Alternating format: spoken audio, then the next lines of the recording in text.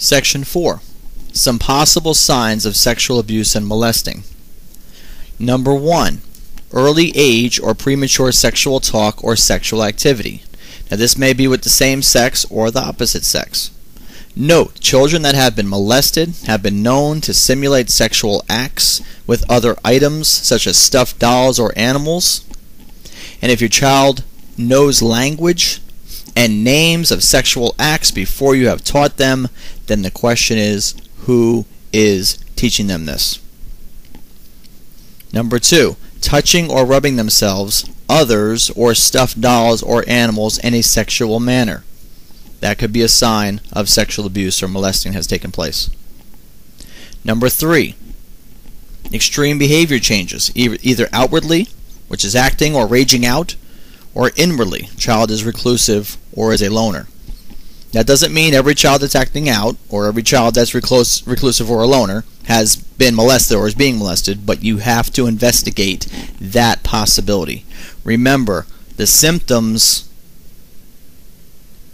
are an indication of a larger problem. Number 4, looking uncomfortable around certain adults or with being physically close to adults. A child may put up a fight in order to not stay around a certain adult. Again, you have to ask why. Number 5, self-destructive behaviors. For example, slicing their skin, hitting themselves, banging their head. Note, these things are most common with forced or threatened abuse. Number 6, studies show that an obsession with fire and pyrotechnics has been an indication that a child is being abused physically forced being abused, because the fire is thought that is a way to help the child forget about what's happened to them. Number 7, language is openly sexual in nature. Child is making sexual comments or gestures. Unfortunately, these days, kids are doing that a lot.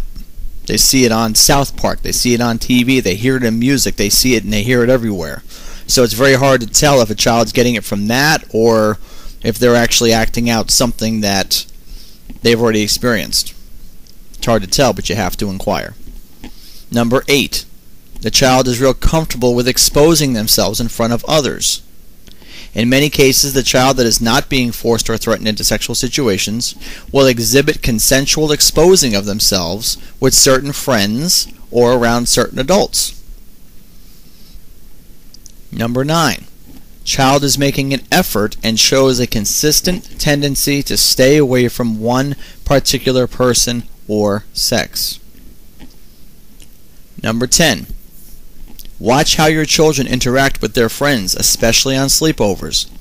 Mostly in cases where force is not being used, a child may think that what is happening to them is normal and okay, and desire to do the same things with their friends. They would do this to, quote, feel the sexual feeling and make their friends feel the same thing. That's a direct quote from kids that have interacted in this. Remember that kids, unless they are warned and taught early, usually don't know any better. They have been fooled into premature sexual feelings. Their natural emotions and hormones take over their young minds. Number 11, always talk with your children and ask them what things they did when they were with their friends. What other adults were around them. Listen for anything that violates your guidelines and the guidelines written here in this current guideline. Section 5. Some warnings for kids. First, remember nearly 90% of all sexual abusers and child molesters are someone you know or a trusted friend of the family or a person in a trusted position. This is because they would be the least to be suspected. So you have to remember that, 90%. Second, kids, if an adult wrestles or tickles you and keeps touching or hitting or rubbing in your private places, that's even your butt or, ladies, your chest, even if they claim only playing or it was an accident, this is wrong and shows a desire by them to be sexual with you.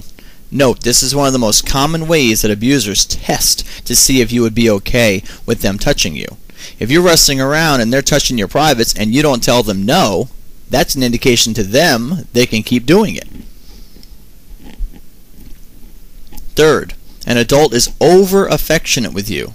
If an adult is always putting their hands on you and desiring to touch you, or if they want to kiss you on the lips, this is not okay, no matter what they tell you. Now, I understand that there are certain families and certain traditions where, the mother or the father, and they kiss the kids on the lips. Me, myself, I don't stand for that. I think that there's, when you kiss someone on the lips, there's a romantic thing there, so I don't believe that kids should be being kissed on the lips by adults. That's just my personal opinion. But especially someone who's not within your family. There's an indication that something's wrong. 4. If an adult, no matter who it is, talks in sexual talk or uses sexual comments or gestures toward you, or is telling you sexual jokes, this is a warning that they are thinking sexual with you and may be a good indication that they desire sexual acts, or at least trying to get you to be sexually active with them. 5. An adult refuses to spend time with you and others at the same time. They always desire to be alone with you. This is an indication that they are hiding something, and that something very well may be sexual. So if an adult refuses to spend time with you and others at the same time, something's wrong with that. Number 6. If an adult, especially of the same sex, wants to share a bed with you at night or at any other time, even if they say, "It's no big deal," or "There's plenty of room," or "I'll just stay on my side and you stay on yours," do not do it. This is just not a normal thing to happen. They could abuse you or molest you while you are sleeping, or if you're half asleep, so that you are not able to stop them right away. Then you could fall into the trap of them using your emotions and hormones against you. Number 7. If any adult tries to get you to read, watch, or listen to anything of a sexual nature, do not do it. They are trying to once again use your emotions and your hormones against you. Don't fall for it. You may be interested yourself, but just understand that if you engage in that, looking at that stuff, or with somebody, with another adult, there's always a possibility you can end up doing something that you don't want to do.